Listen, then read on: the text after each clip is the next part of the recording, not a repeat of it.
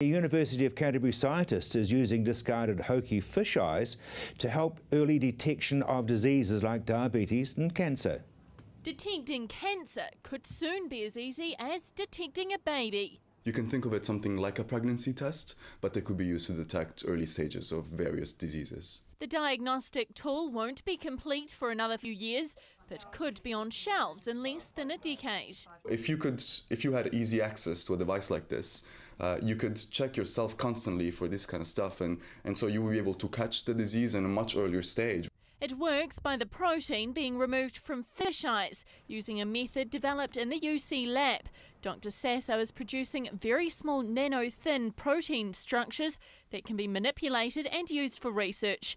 Nanofibers are up to 10,000 times smaller than a strand of human hair. A nanostructure is a very, very small object. It's called a macromolecule, for example. So it's something that's bigger than a molecule, but smaller than something that you could see. The research is a step toward solving many health issues. The idea is to make a product in the long term that you could just buy, use, and dispose directly in the garbage bin. So we're really aiming at something that is user-friendly to the general population, not necessarily something that doctors could be used.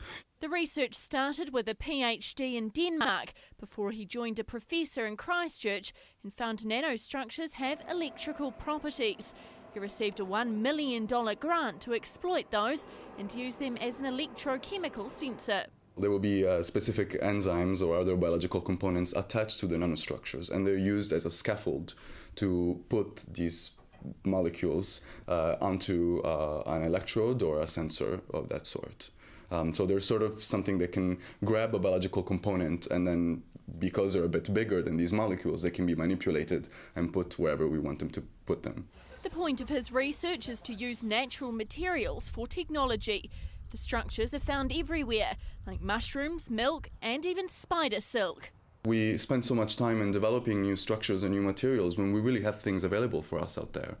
So we really should exploit the things that are already found in nature. And Christchurch was the only place to do that when it comes to this particular structure. So there are people working with similar things, but when it comes to this specific nanostructure, a big issue is actually producing them in large quantities.